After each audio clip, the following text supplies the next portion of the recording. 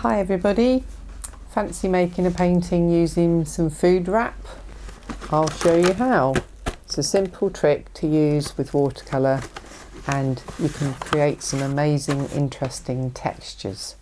So join me and we'll get into it.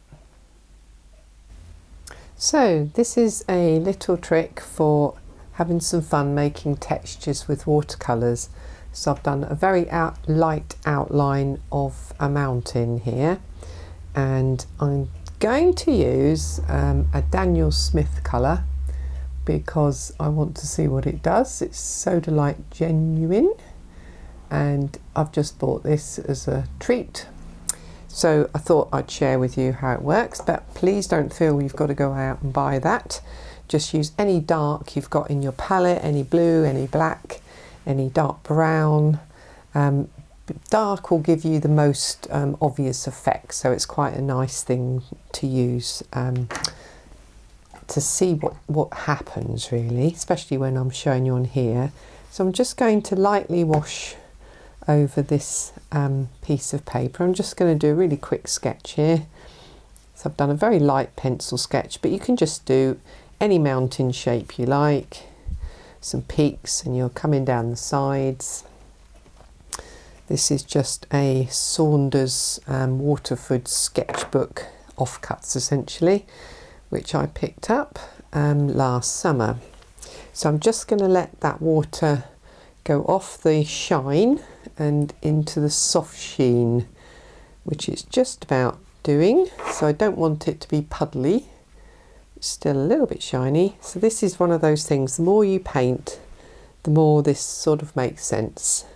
You get a feel for how long is too long to leave that. You don't really need to wet the paper at all, but it just helps when, especially when you're learning, to move this paint around. So I've just got this one colour, just going to pop it on. Now because I haven't wetted the sky, I haven't got any problem with this paint running away into the sky, so I can be quite loose and free. Now I've got a ridge there which I know is there, but these lines are not for me to stick to, they're just for a guide. As this is where I want this mountain to look something like this shape, and just bringing that down. It's already starting to granulate because it's amazing paint. I just love this style of painting. Now it might not be your style of painting.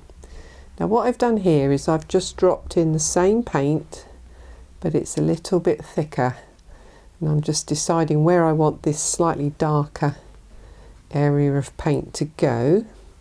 And actually that's pretty much disappeared quite quickly, so this paper's definitely absorbing it. The rest of the paint I've got on here is still quite runny, so I'm just seeing if I can pick up any thicker areas in it.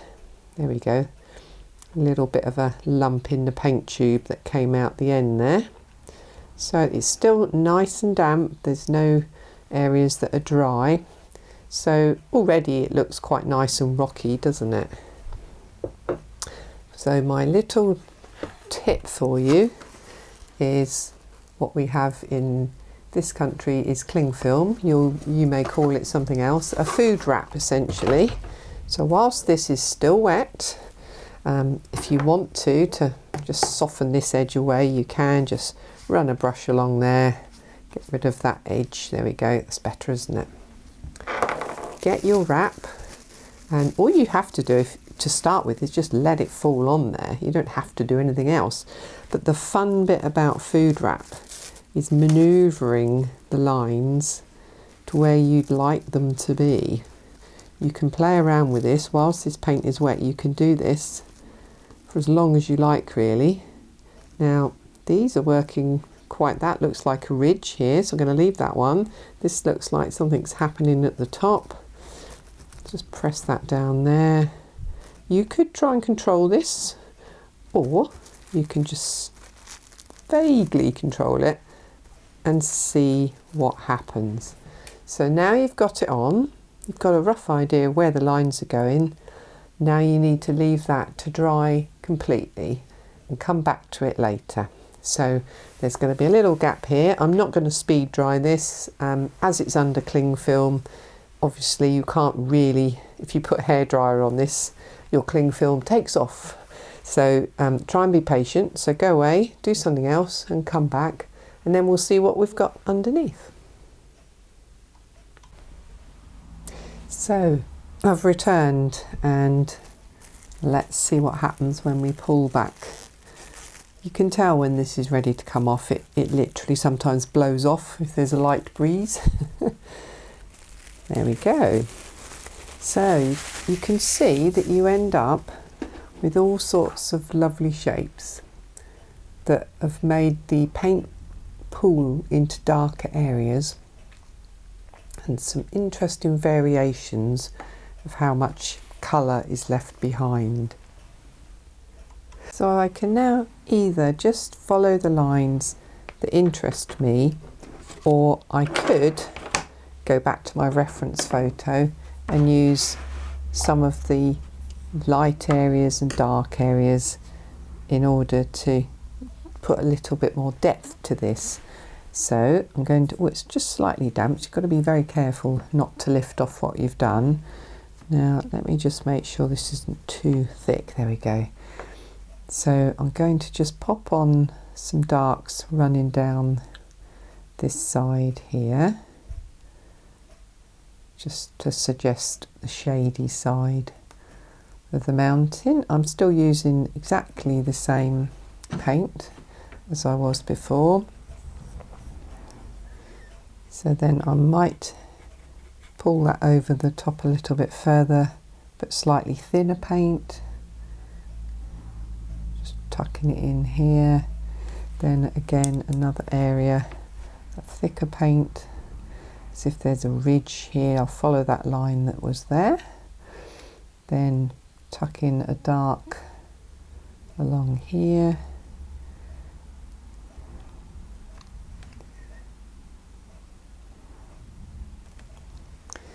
And as you work on it, you start to decide where you would like to put your next dark, or leave it well alone. So there's some nice shapes here which I'm going to just utilise and follow the shapes. So I might paint some bits and not paint others.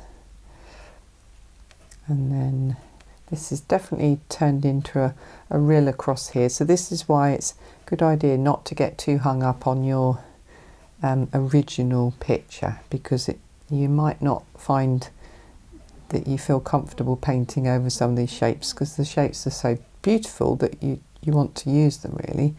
So just take your own decision as to whether you use reference and really stick to it, or whether you just go your own way. So you could use the point of the brush just to add a little line up here, which could suggest that's perhaps maybe a bit snowy up there, who knows. This nice dark here, tucking down, but then we've got this rill running across here. So it's definitely got a lovely little dip here, so probably going to stick to that and put some of the thinner paint just here and there down into that space, just to suggest it's behind this one in front. There's a little bit of a shadow on my photo here, so I'm just adding a shadow that follows this shape here. Just maybe drop in a couple of other ones. It's almost like painting by numbers if you want it to be. Equally, you can completely ignore all of these shapes and just paint straight across them. So that looks like a little valley here, so just suggest some darks where it tucks down into the bottom here. There's some nice lighter lines that have been left where the food wrap has sort of almost taken the paint off. So I'm trying to leave those as they were before.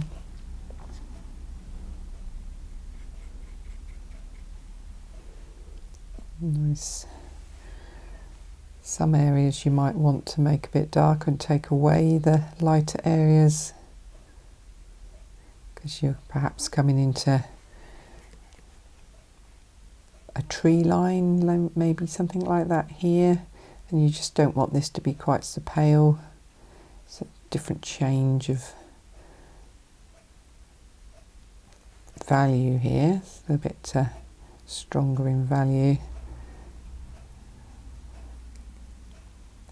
Just giving a suggestion of trees, maybe just there, coming down that hill. They're running down. There's like maybe a path here or a stream. We go off into shrubs and scrubs. You could find that gets a bit fiddly. Don't need to do too much more to this, I don't think. Maybe just add in a shadow behind this rail. So I'll go right across all those marks of this particular instance, just to show you what I mean. So as if this valley, this rill that I've just created, this ridge here, not rill, is shading or popping the shadow behind it on the hill here. So let's just soften that away. We don't want that edge hard. Lots of water in this brush, too much really. There we go. Make some shapes there. Perhaps a little bit too much water, it's just lifted the paint slightly. Very easy to do. Then we've got this area here, which could be trees or it could be foreground, it could be anything. But in the spirit of this, let's just carry on with this sort of shape forming, almost abstract style. You can paint round them as well, you don't have to paint inside them. This is quite a nice way to do a stone wall. So if you live in the north of England and Scotland and Wales, you might find yourself enjoying this technique for doing stone walls, because the marks are there already for you. You've just got to fill them in. And all of this is just with one colour. So we've got a nice, I'm going to leave that area there above light. So I've got some shapes here. Just roll around that one. Now these are all in strips here, so I could ignore them and just paint stones over them, or I could just run with them and think, well, whatever that is, it's creating this structure, maybe where you can see bare rock from deep down showing. So you could just run with that, fill in some of them, leave some of them open. It's a bit harsh there. Get a bigger brush towards the bottom, so we've got a nice shape here. Let's just loosely run around that. Maybe leave this area. No, a bit too bright there, isn't it? Let's just take that away. Lovely shape there. I can see some that you can't because they're very, very pale, but you get the idea. Just follow some lines, paint across some lines, see where it takes you. It does help you to loosen up your painting, not be quite so tight. Now at this point I would soften this away. This isn't a complete painting, it's just a sketch, but just to make sure it's not got that hard edge on it. And you might always also want to do that where there's some heavier paint, just to lift out some of the highlights again, just make it a little bit more varied. There we go. So we've got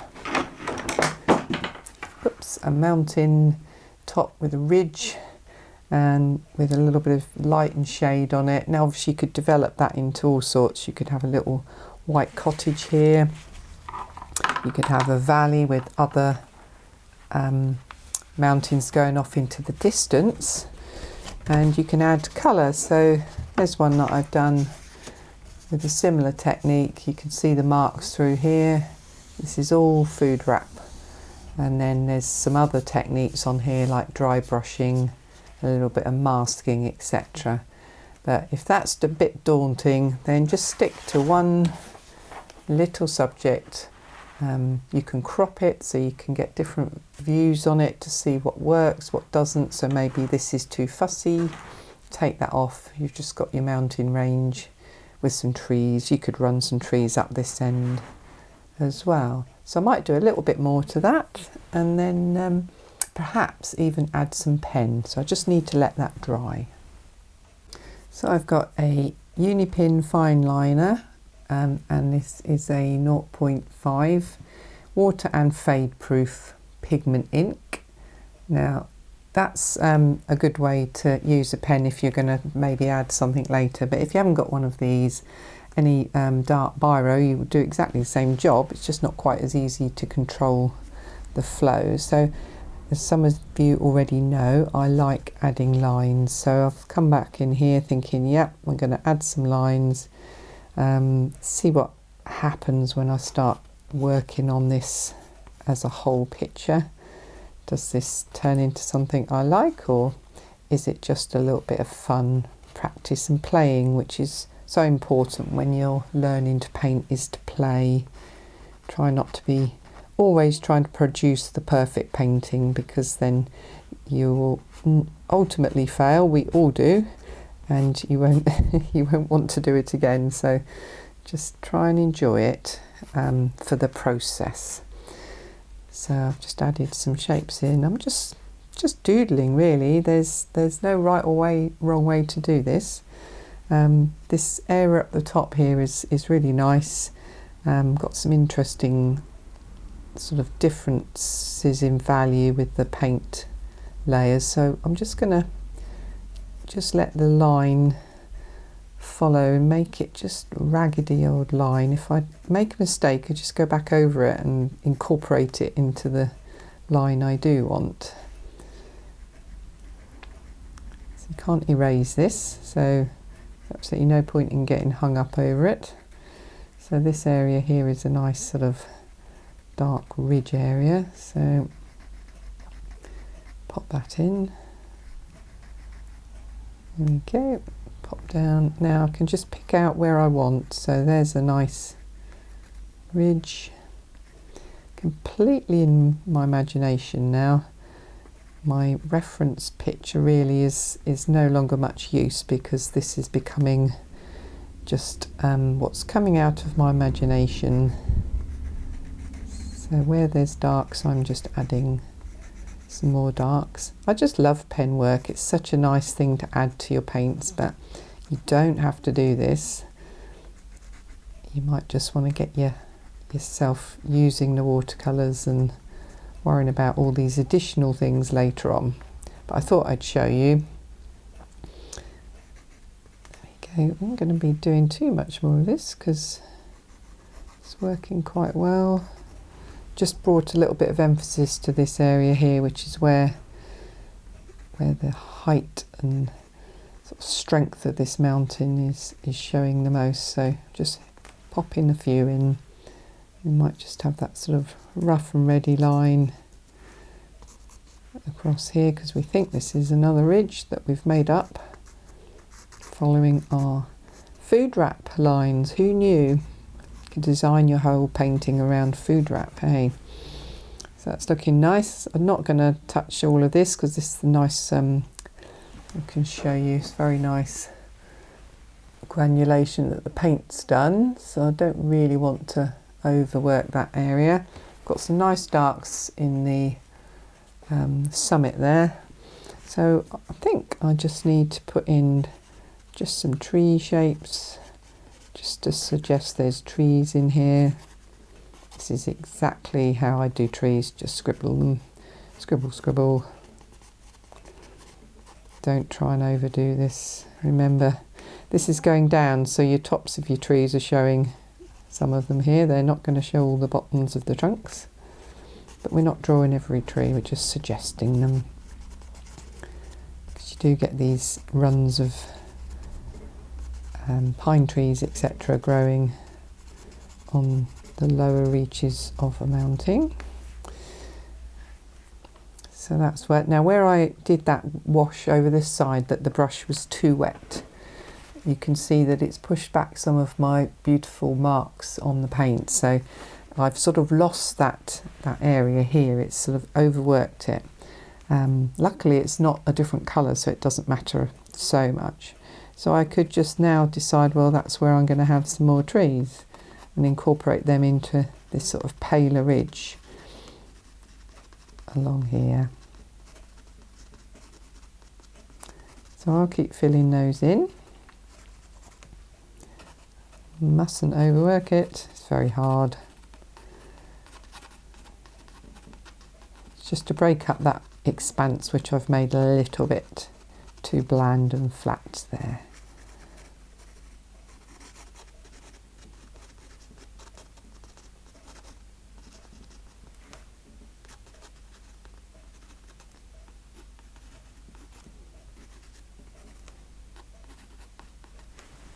There we go, that's probably it. I shall probably stop there and enjoy my mountain view. Well, let's go for maybe one last addition, and this is going to be a complete guess. What would a golden eagle look like? Definitely not like that, but that maybe gives you a clue that my original reference was Ben Nevis in Scotland, but it's become my Ben Nevis in Scotland now. So have a go with some food wrap and see how you get on. So thanks very much for watching. This is my little mountain picture. I enjoyed doing that. It was a bit like doodling. Just one colour, whatever colours you've got available. And another way of using the cling film or the food wrap is, it's a really good way, if you can do it, is just use any colour or a combination of colours, put your food wrap into it, swirl it around with your fingers, make different shapes, see what comes out. And sometimes you can see something in the shapes. So instead of trying to copy a picture like I sort of did there with an outline and tried to fit the food wrap, try not doing that. And I did that once, and I created the picture that I'll pop up on the screen for you, and it was blue and pink, and I thought, I can see a lobster. So I painted around it and put a couple of little lines and a bit of embellishment, and out popped a lobster. Did I start off painting a lobster? Not at all. So that's something to try if you'd like to have a bit of fun, because actually you've no idea what's going to come out. So get your food wrap, have some fun, and happy painting everybody. See you soon on the next video. Bye for now.